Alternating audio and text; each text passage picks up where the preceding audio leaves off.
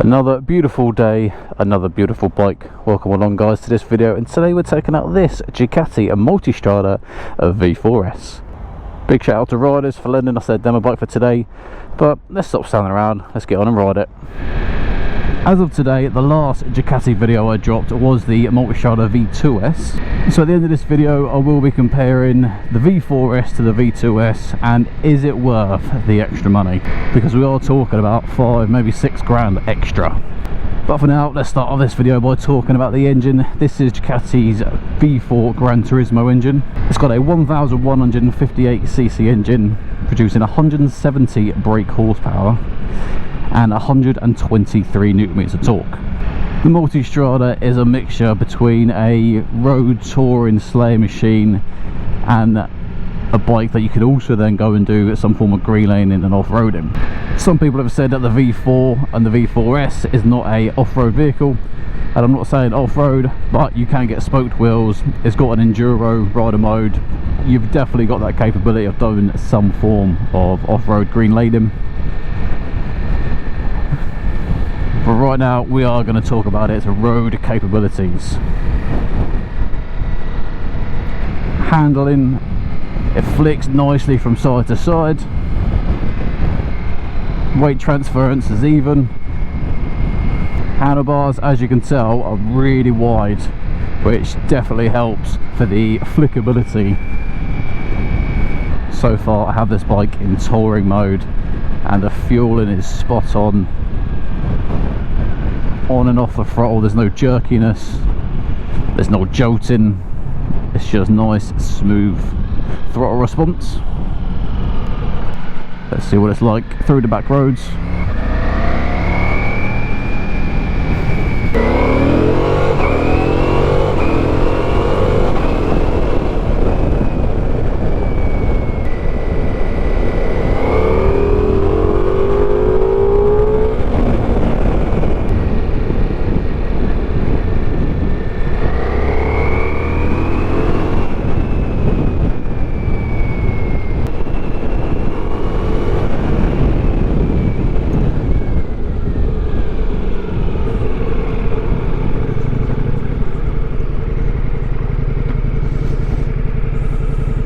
Well, that was not expected. GoPro, you have let me down there. Bottom of the mount has just come off from the bottom of the GoPro.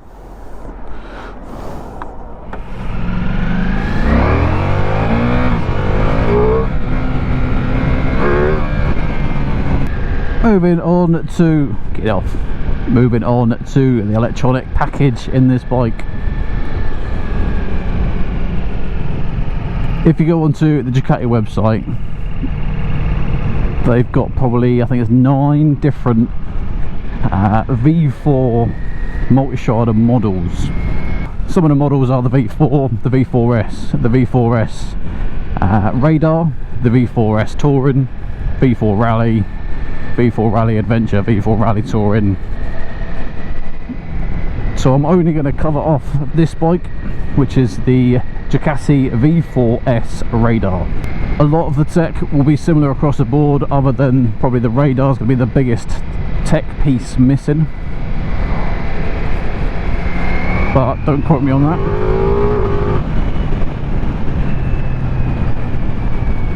We're going to start off at the front of the bike then. We do have LEDs at the front, LEDs at the rear and all round.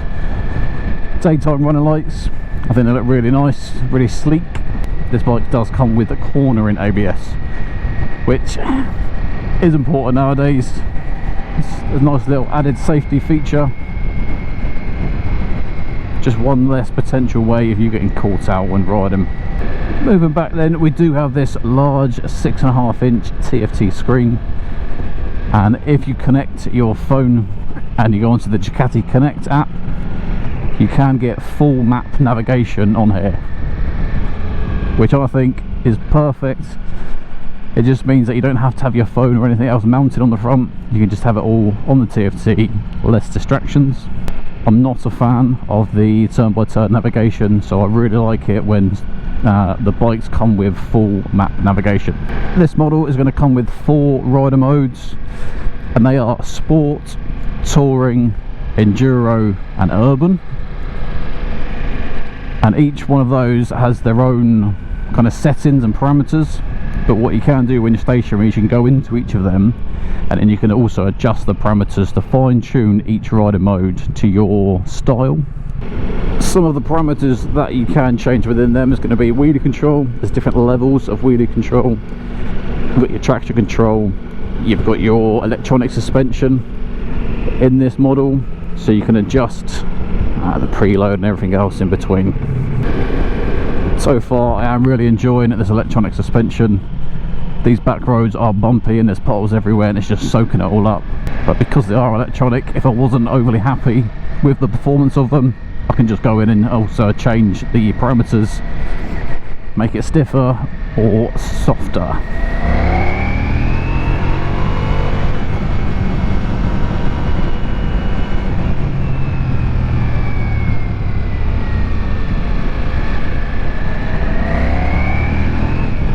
A nice added feature as well, because this is a touring bike, end of the day, does have cornering lights. If you've ever ridden any bike at night time, you know as soon as you start going around corners the lights just disappear. We've got hill hold control, perfect for those steep hills if you've got luggage or passenger on the back.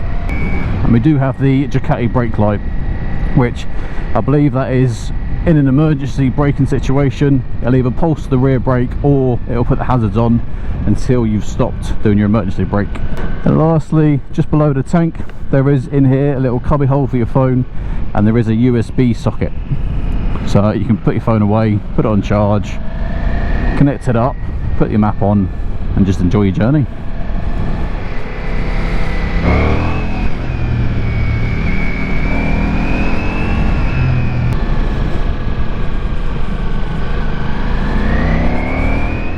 Finish us off on the electronics. This bike comes with the radar option, as I've already mentioned. This is the V4s radar model. So not only do you have a radar on the front that looks towards the vehicle, so when you've got it in cruise control, it will adjust the speed according to the distance of the vehicle in front.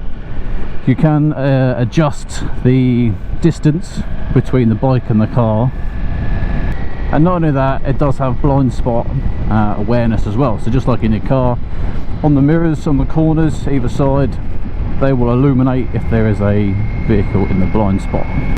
Well, I did forget to mention it does have quick shifter as well, up and down, super smooth. It just works beautifully. I'm not gonna lie, at the minute I can definitely tell why this is Ducati's best selling motorcycle. The engine in this is fantastic. It's punchy, it's grunty, it sounds good when it starts getting up in the rev range. If you take the wheelie control down or turn it off, the front end does like to come up, but there's not really any vibrations. It's one of the big things with the V2s, V4s, is sometimes you do tend to find a lot of vibrations coming through, either the pegs, the seat, the handlebars. So far, I'm really happy with the vibrations on this. This is definitely a motorcycle I could see me doing some long miles on.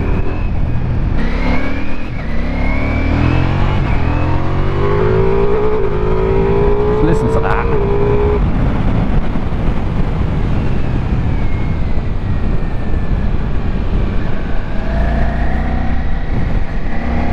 Add that engine into the way this bike handles. Ooh. So we know what type of engine we're getting in this. We've covered off all the technology. The next biggest question, how much is it going to set us back? Well, the base V4s is going to set you back £20,500. The V4s radar is going to set you back £21,661. And I know I said this is the radar, but riders have added a few little extra goodies onto this bike, which I'll show you when we pull over. And this exact model with the radar is going to set you back £22,661.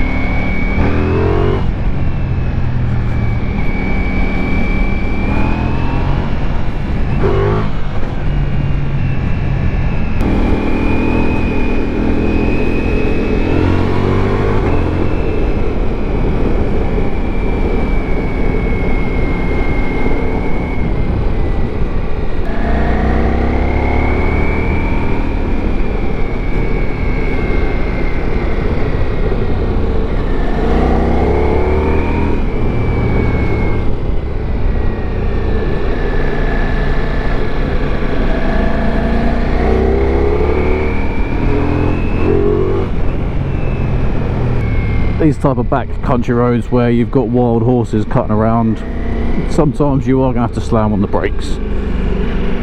The brakes on this are super sharp and really progressive as well. We've got Brembo calipers, your typical 4-piston pot, Stylema monoblock calipers, twin 330mm discs at the front, and then you've got your single 265 at the rear. What can you say? You don't need any more. So I'm going downhill, not touching the brake or the accelerator or anything, or the clutch, second gear, and the bike is slowing down. The bike is doing this. Look, not touching anything, and it's not going. This is a steep hill. Camera won't pick it up at all, and it's holding between 27 and 29. Gets towards 30 and it's slowed down. The bike is braking itself. This is something different. I don't have cruise control on, so I don't have that radar. Obviously there's nothing in front for me to slow down. This is impressive. Look, not touching anything. 29 down to 27. That's impressive. This is an expensive bike, there is no doubt about it, especially if you want to add on the extras. If you want luggage for this, you're talking easily another £800 just for the two side bags or panniers. I kind of miss back in the day, 2017, I bought my Yamaha MT10 brand new touring pack for 12,700. I think the standard MT10 was 10,700. Just over 10 grand for a brand new leaser bike. Sometimes inflation is not good.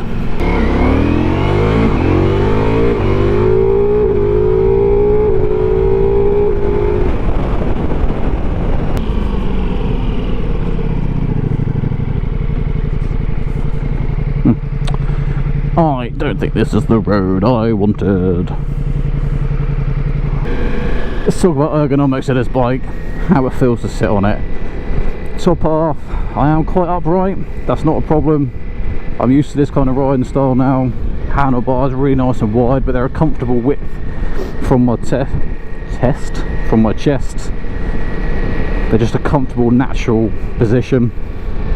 Bottom half, the pegs aren't too far under my bum, which means there's not a lot of pressure on my knees. Depending how you ride, if you put your toes onto the pegs, if you're going to ride hard and aggressive, that's how I normally ride, yeah, it does increase the angle of your knee. But then if you want to just chill out and you put your heels onto the pegs, it releases that pressure. Always nice to see when the screen is one-handed adjusted, and this is, and when it's in its upper position, it doesn't get in my view, it's not distracting my vision when I'm in the twisties. But it does a really good job actually of keeping that wind off me. So yeah, I mean, the wind kind of starts there, as in like left to right, but then up, it's like well above my helmet. Obviously, being a demo bike, I only take these bikes out for a few hours. Been on this bike for about an hour and a half now. And the seat is fine. Not getting any hot spots or sore spots. I've no doubt Ducati will do a comfort seat or a heated option potentially, but at the minute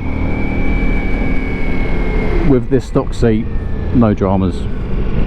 So in a nutshell, overall a really kind of relaxed riding position, comfortable, easy bike to ride. I'll tell you what, let's pull over here and have a little walk around. But yeah, sorry, easy bike to ride, and this would be really good for your touring. Off-road, stood up. My right heel is hitting something, exhaust, passenger peg, something like that, but the handlebars are at a good distance. I'm not kind of leaning over too far, but I am leaning over a little bit.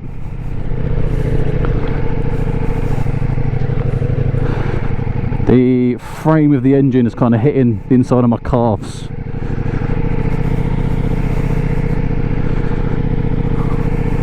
This is just a car park for any reference.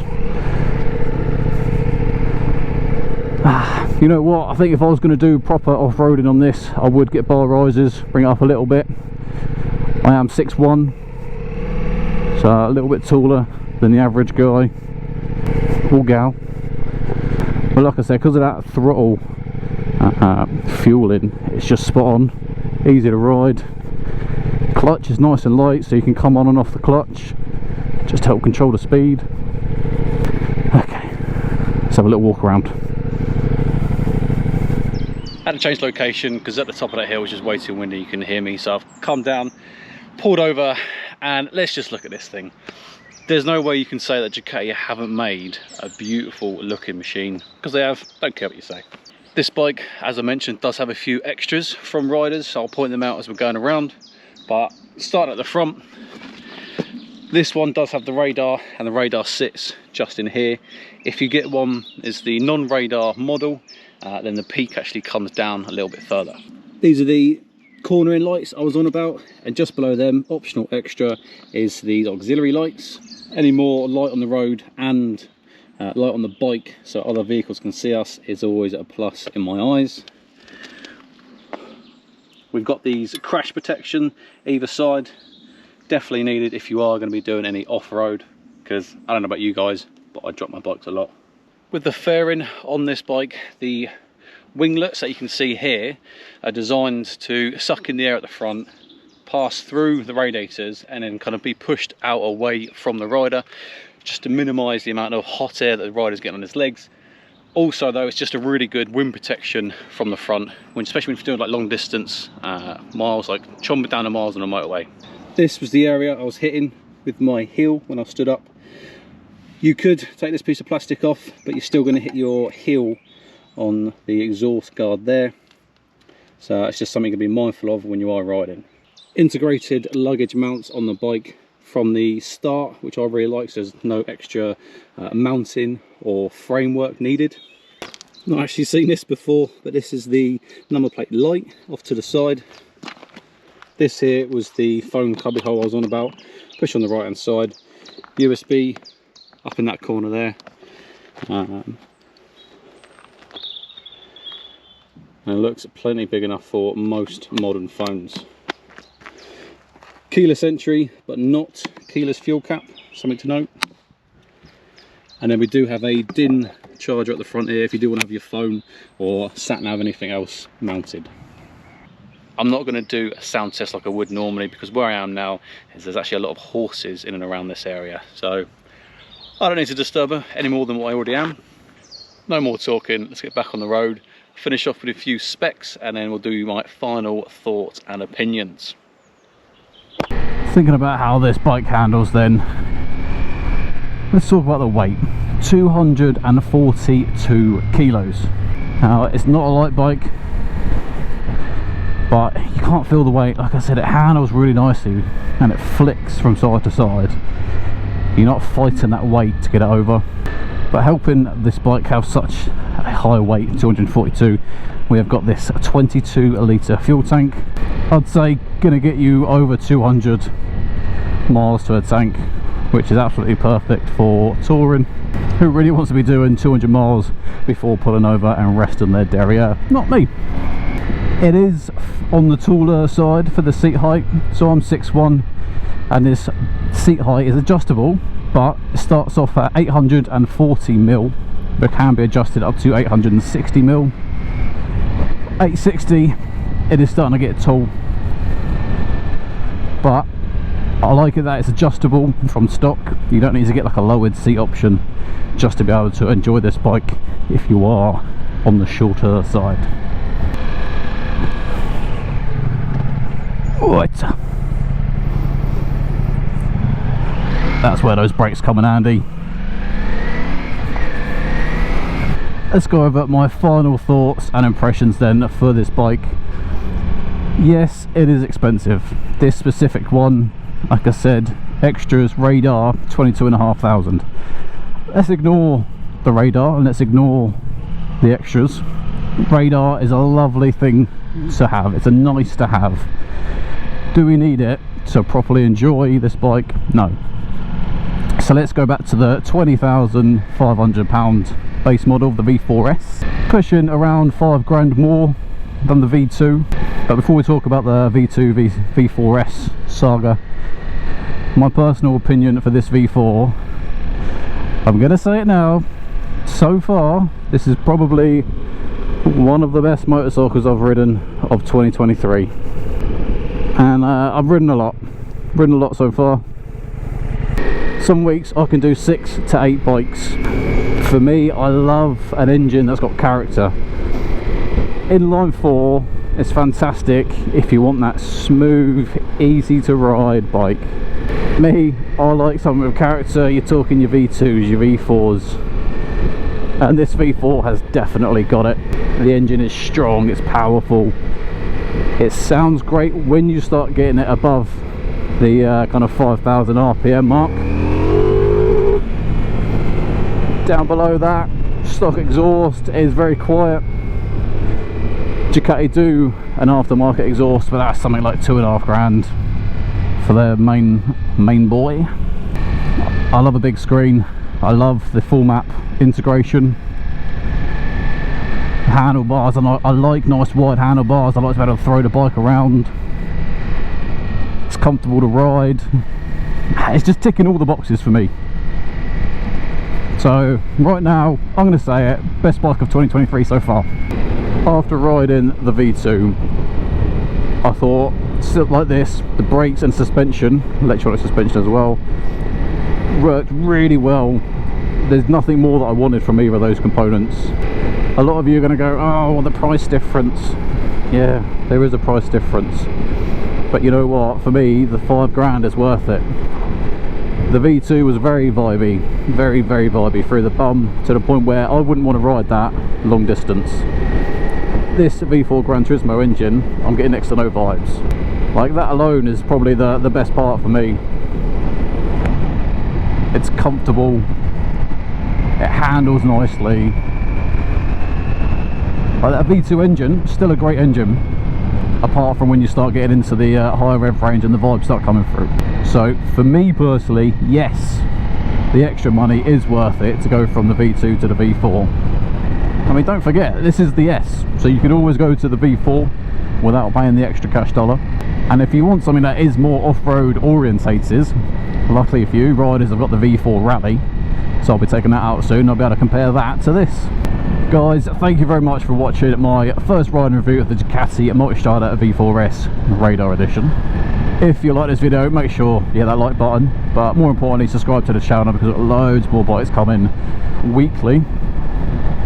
If you enjoyed this but you're thinking the V2 might be the bike for you, then check out the video here. This will be my V2s full riding review, and if not, until the next one, ride safe.